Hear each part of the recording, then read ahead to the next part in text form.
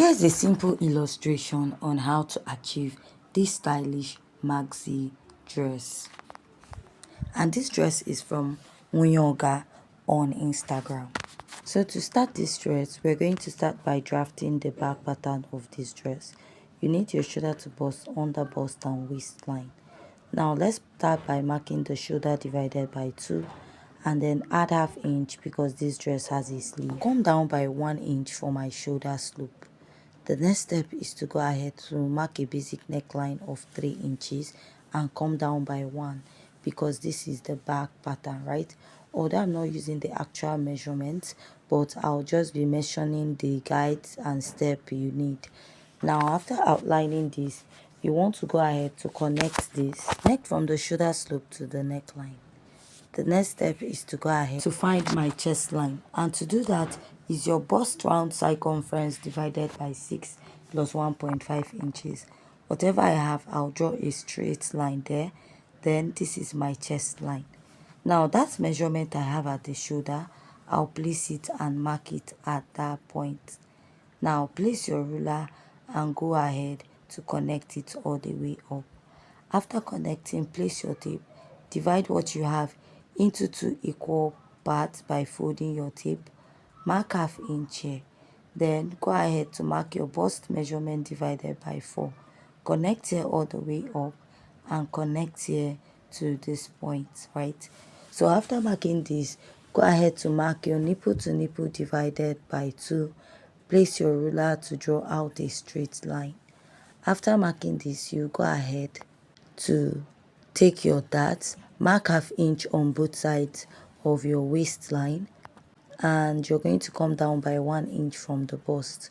Go ahead to connect this on both sides this way. Now let's insert the measurements. Mark the bust measurement divided by 4. This dress is a free dress, so you can add extra 1 to 2 inches for ease. So after that, just add 1 inch for your sewing allowance because you don't need much sewing allowance for this pattern. Now, you don't necessarily need your under bust measurement. Your waist measurement divided by 4. Measure the dart intake replace. Add your ease for the dress and then add your sewing allowance right to it. Now, if you notice by the side of this dress, it has a belt at the back. So that's why you're not going to make this with your actual measurement. After this, I'll just go ahead to cut this out. I'll use this to cut out the front pattern. What I'll do is I'll place it on another pattern and I'll go ahead to trace it out. I'll use this as a guide and I'll go ahead to trace this all the way out.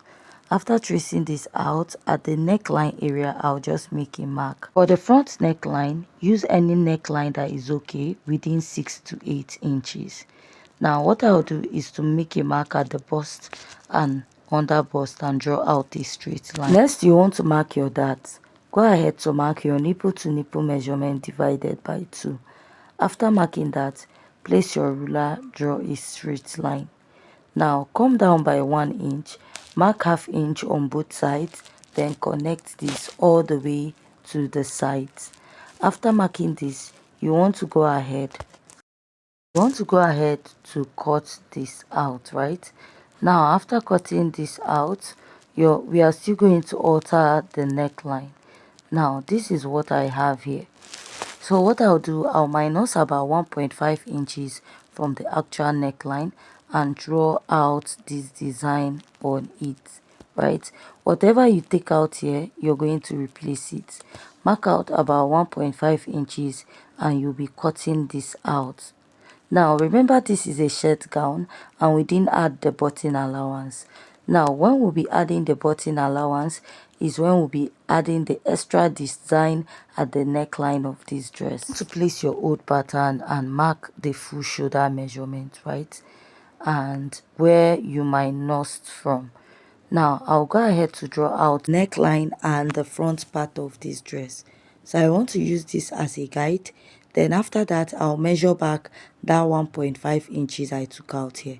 Now for the button allowance in front, I'll use 1.5 inches.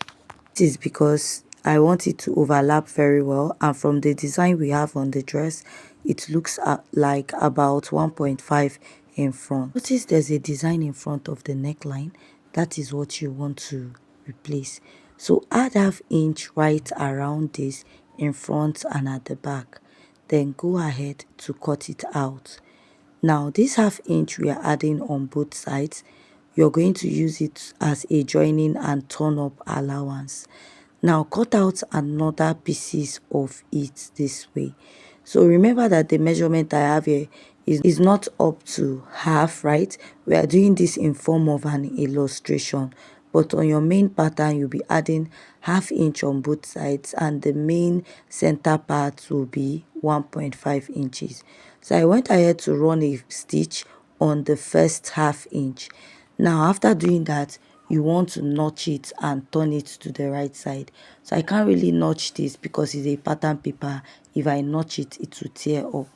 Now this is what you have. What you now do is that extra ½ inch you added at this point, you will place this front part in between it, and you fold it and top stitch right round. So it will be difficult for me to actually do this because I'm using a pattern paper, right?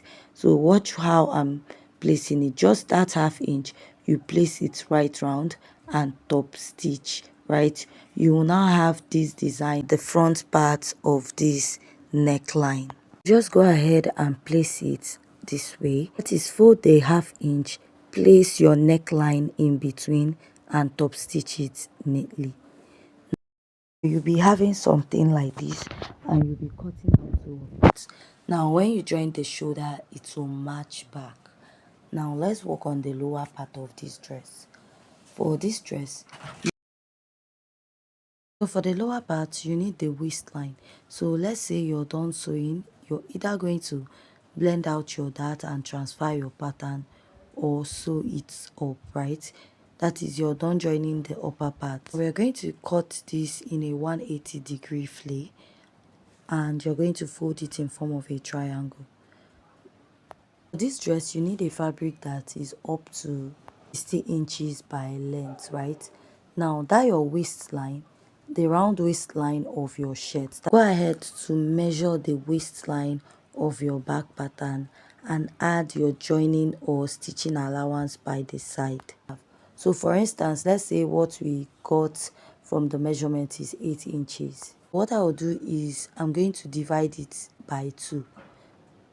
Now that 8 inches, if I divide it by 2, I have 4 inches. I'll fold my tape and draw out a rough curve this way that is about 8 inches. Now I'll place my tape at the tip, and where the tape meets the first line, that is what I will now take all the way around. So this is the easiest way to like mark out your flare if you don't want to go ahead to start calculating. Now just go ahead and connect this. To make sure that your measurement is accurate, you can remeasure it.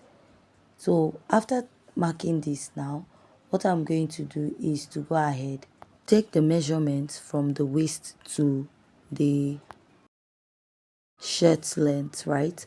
And I'll go ahead to mark.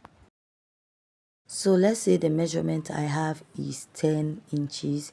You go ahead to mark 10.5. You go ahead to mark this round. Now if you don't want to use this method, you can cut it in form of an A line. For an A line, at the top you mark the waist circumference at the back, right? Plus your sewing allowance. Then at the lower part of your dress, what you do is to mark your hip measurement and add extra 6 inches to connect, right? So these are the two ways of achieving this. So let me just cut this out a bit to straighten that part. Then you will now cut out the waistline. If you open it up, this is what the back will be looking like. So just like I said, if you don't want to cut this in form of a flare, you can cut it in form of an A line. So you now go ahead to attach this to the back of your dress. So let's say the upper part is unfold now, right? You attach this is the waistline for the back pattern.